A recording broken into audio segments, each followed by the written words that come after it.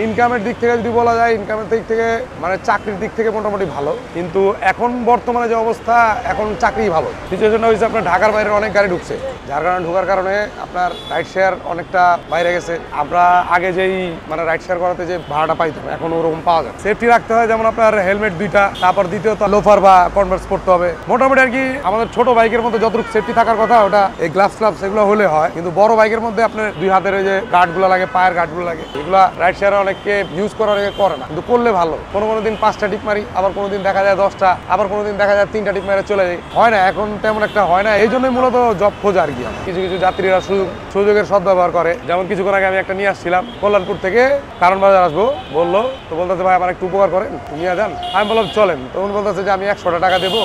ভালো কথা নিয়ে আসলাম, তো আমি নিয়ে এসে এখানে নামাতে নিয়েছি। উনি বলতেছে ভিতরে নামা। আমি বললাম যে ভাই আমরা তো ভিতরে যাই না। পরে বলে যে আমি আপনার 100 টাকা দিব কেন, তাহলে কোনো কথা? আমি তো তাহলে বাসে আসতে পারতাম, বাসে এলাম আমার এখানে নামাই, আমি আপনার 100 টাকা কেন দেবো? তো তারপর আমি যা ভিতরে নামাই দিই।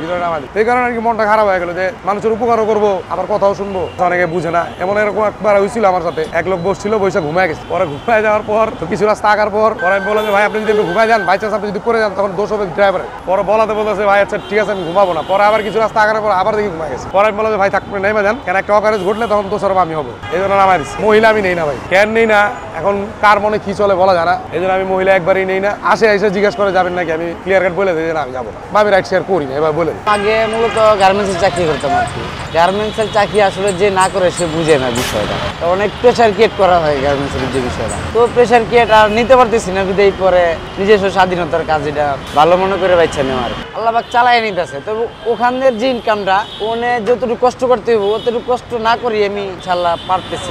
একজন যাত্রী যখন একটা বাইকে উঠে তো একটু তাড়াহুড়োর জন্যই উঠে, তাহলে আমি জ্যাম দিয়ে মেন রাস্তায় যখন জ্যাম থাকে আমার একটু শর্টকাটে চিপা চাপা দিয়ে যাইতে হয়, তো চিনাটাই স্বাভাবিক। আস্তে যেতে যেতে মানে চিনা হয়ে গেছে। শর্টকাট যত হবে চিনা হবে, এত আমার কাজের জন্য সুবিধা আর কি, যাত্রীর জন্য ভালো হবে। কাস্টমার লোক কি দোকানদার পেঁচা, একটা কথাই আছে না, কাস্টমারের মন জোগায় ব্যবসা করতে হবে, তাই বড় কথা। তারপরে হাতে দিয়ে রাখি, বলি যে যখন যে মুড়ে ট্রাফিক দেখবেন তখন একটু কষ্ট করে মাথায় দিয়ে দিবেন আর কি। তারপর আমিও লক্ষ্য রাখি যে কোথায় ট্রাফিক আছে কোথায় নাই, ওগুলা মেনটেন করি আর কি। রাস্তায় চলতে হয়, সকাল 8টা বাজে বের হই, 1000 কানিক গুচাইতে যতক্ষণ লাগে আর কি। 1000 না কামাই করলে তো ভাই এই দুনিয়ায় চলা বড় মুশকিল এখনকার যে বাংলাদেশ। আমার সাথে এরকম হয়েছে যে ভাই আমি 2 মিনিট দাঁড়ান, আমি বাসা থেকে যাবো আর আসবো, এসে ভাড়াটা দিয়ে দিবে, কিন্তু ওই যে গেছে আর কোনো খোঁজ খবর নাই। যে আমার ভাড়াও লস, ওনারা যে নিয়ে এলাম আমার সময়টাও লস, ওনার কাছে যে আমি বৈশা রইলাম এতক্ষণ, তো সারাটা দিনে আমার মাটি। তো তারপরে দেখা যায় আর মন মানসিকতা নষ্ট হয়ে যায়, আর কাজ করার মতো মন মানসিকতা থাকে না। 25,000 20,000 টাকা বেতনের চাকরি হয়, কিন্তু সেই চাকরিতে আমার বাসা ভাড়া, খাওয়া দাওয়া,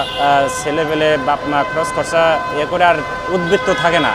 তখন সিদ্ধান্ত নিলাম বাইকে রাইড শেয়ার করব। তাতে কি পরিমাণ পড়তে আসে, দেখা গেল যে বাইকে রাইড শেয়ার করে 50,000 টাকার বেশি ইনকাম। তখন 50,000 টাকা থেকে মাসে 20,000 খরচ হয়ে যায়, তেল খরচ, বাসা ভাড়া, খাওয়া দাওয়া। তবুও 30,000 থাকে, সেই 30,000 টাকা বাড়িতে পাঠাই দিই। অ্যাপ ব্যবহার করি না, অ্যাপের রেট খুবই কম। অ্যাপে যে রেট দেয় সেই রেটে আমাদের বাইক চালাইলে আমাদের পোষায় না, এই কারণে আমি কন্ট্রাক্টে চালাই। পুরা ঢাকা শহরে কন্ট্রাক্ট পাওয়া যায়। মেইনলি সরকারি অফিস আদালত, স্কুল কলেজ, হসপিটাল, সচিবালয়, এই সমস্ত স্থানগুলোতে কন্ট্রাক্টের যাত্রী বেশি থাকে। বাইকার 2-1জন খারাপ আছে, 2-1জন রিক্সাওয়ালাও খারাপ আছে, কিন্তু বেশিরভাগ 90% সিএনজিওয়ালারা খারাপ। রিক্সাওয়ালারা যথেষ্ট ভালো আছে, তারা বেল দিলে সাইড দিয়ে দেয়, কিন্তু সিএনজিওয়ালারা সাইড দিতে চায় না এবং চাপ দেয়। দেখা যাচ্ছে 200 টাকার ভাড়া তো আমরা 250 টাকা চাইতেই পারি, 250 টাকা চাইলে যাত্রীতে 200 টাকা বলে, কিন্তু অ্যাকচুয়ালি ভাড়া 200 টাকা। 200 টাকা চাইলে যাত্রী আবার তখন 150 টাকা বলে, তখন আমরা 220 টাকা, 230 টাকা, 50 টাকা চাই, 200 টাকায় এসে দাঁড়ায়। গরমের দিনে কষ্ট বেশি হয়, সেটা মেনে নেওয়ার মতো। বৃষ্টির দিনেও বৃষ্টির কারণে গাড়ি চালাইতে পারি না, সেটাও মেনে নেওয়ার মতো।